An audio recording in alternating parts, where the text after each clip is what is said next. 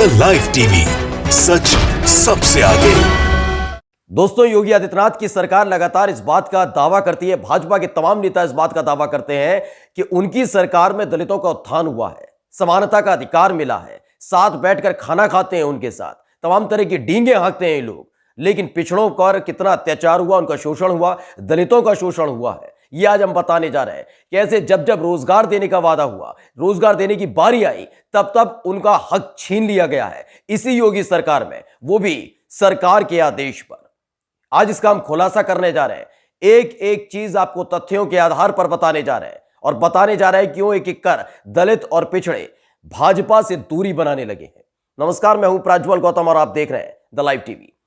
हाल ही में आपको याद होगा कि किस तरीके से मुख्यमंत्री योगी आदित्यनाथ दलितों के घर गए थे, उनके तमाम सांसद गए थे, वो दलितों के यहां खाना खा रहे थे। वो खाना कैसे खा रहे थे, वो तमाम पूरा सब लोगों ने देखा, पूरे देश ने देखा, पूरे दुनिया ने देखा है कि मुख्यमंत्री वहां बैठे हुए हैं, उनके बराबर में एक शख्स बैठा है जिन्हें बताया गया वो दलित है, लेकिन जो खाना परोसा गया था वो खाना बाहर से मंगाया गया। जिस खाने में, जिस थाली में वो खाना खा रहे थे, वो थाली नहीं बल्कि डिस्पोजल प्लेट थी, डिस्पोजल ग्लास थे, यानी कि खाने से लेकर तमाम जो चीजें थी वो तमाम चीजें बाहर से मंगाई गई थी।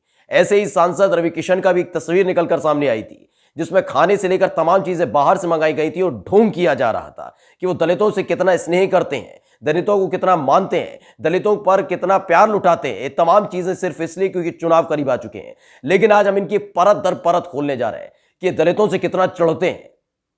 जब जब उनके उत्थान की बात आती है, जब जब समानता की बात आती है, जब जब बात आती है रोजगार की, तो कैसे उन्हें छिटक दिया जाता है।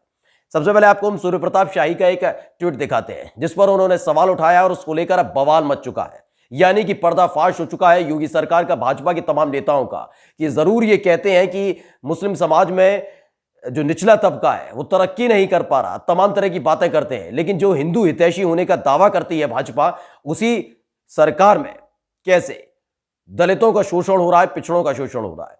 सबसे पहले आपको सूर्य प्रताप शाही का जो ट्वीट दिखा रहे हैं उसमें लिखा है, ये देखो, यूपी बीजेपी का दलित ओबीसी से नफरत का खेल। दरअसल एक दैनिक भास्कर है, दैनिक भास्कर ने बकायदा एक खबर छापी है, उसमें लिखा है कि कुलपतियों की नियुक्ति है पॉलिटिकल पोस्टिंग। यूपी की 30 स्टेट यूनिवर्सिटी में 73% सवर्ण कुलपति है, या कि उच्च तबके से आने वाले। अनुसूचित जाति यानी एससी सिर्फ 3% है क्योंकि सिलेक्शन राजभवन करता है। पॉलिटिकल जो पोस्टिंग है वो सीधे तौर पर राजभवन की तरफ से होती है, या फिर कुलपतियों की नियुक्ति होती है वो सीधा राजभवन से होती है। राजभवन में जो बैठे हुए हैं, आपको बता दें, वो सीधे तौर पर सब जानते हैं कौन है। ऐसे में अब क्या है, नीचे लिखा है यूपी की 30 यूनिवर्सिटीज में से 20 सवर्ण है। क्या ये नॉर्मल है?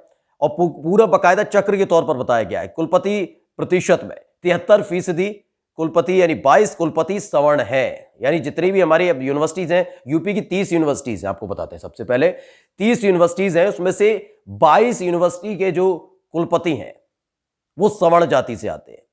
वहीं अगर 6 यूनिवर्सिटीज की बात कर ली जाए तो उसके कुलपति ओबीसी से आते हैं, एक एससी और एक जाट है, यानी 3-3% दोनों को दिया गया है। 20% ओबीसी और 73% कुलपति जो है वो सवर्ण जाति से आते हैं। ये इनका पूरा का पूरा चक्र है, यानी कि ये लगातार चीखेंगे, चिल्लाएंगे, बताएंगे हमने दलितों के लिए ये किया, हमने दलितों के लिए वो किया, ओबीसी वर्ग के लिए किया। पिछड़े नेता जैसे जैसे छिड़कते जा रहे हैं और सब यही कह रहे हैं कि ना इन्होंने पिछड़ों के लिए किया, ना दलितों के लिए किया, इन्होंने लगातार सिर्फ सवर्ण जाति के लिए किया है, अपने लिए किया है। और यही आरोप लगाकर लगातार तमाम जो पिछड़े नेता हैं इनको छोड़कर जा रहे हैं। दलित भी इनसे दूर हटता जा रहा है।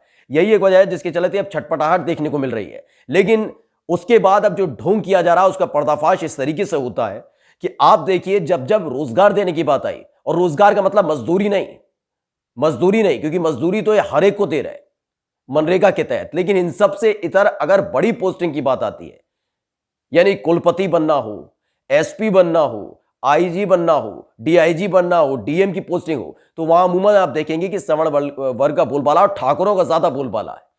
लेकिन इनको बड़ी दिक्कत होती है कि दलित ऊंचे पद पर कैसे बैठ गया। ये इनकी मानसिकता, बजबजाती सोच का एक परिचय है जो आज हम आपको दिखाने जा रहे हैं कि किस तरीके से। एक और आपको दिखाते हैं जो दैनिक भास्कर ने आगे जो छापा था और बाकायदा नाम के आधार पर बताया है।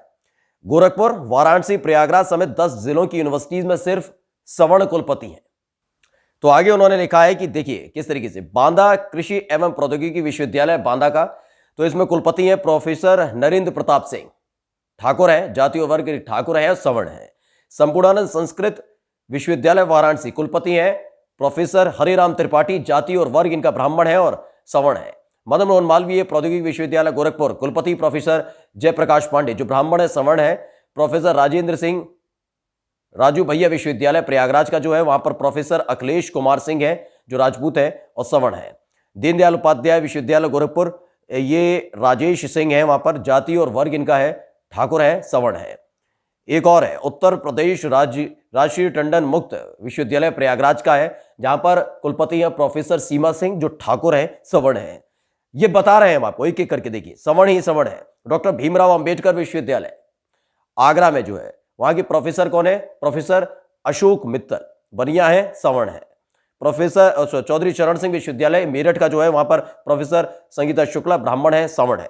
तो इस तरीके से एक एक करके पूरी यूनिवर्सिटीज के बारे में बताया गया। अभी और भी हैं, जननायक चंद्रशेखर विश्वविद्यालय बलिया का ले लिए, वहां कल्पलता पांडे है, ब्राह्मण है, सवर्ण है। सरदार वल्लभ भाई पटेल कृषि एवं प्रौद्योगिकी विश्वविद्यालय मेरठ, डॉक्टर R.K. मित्तल है, बनिया है, सवर्ण है। महात्मा गांधी काशी विद्यापीठ वाराणसी, प्रोफेसर आनंद की त्यागी है, कुलपति ब्राह्मण है, सवर्ण है। सिद्धार्थ विश्वविद्यालय सिद्धार्थनगर का प्रोफेसर हरि बहादुर श्रीवास्तव है, यानी कायस्थ हैं, भाई लाला है, सवर्ण है।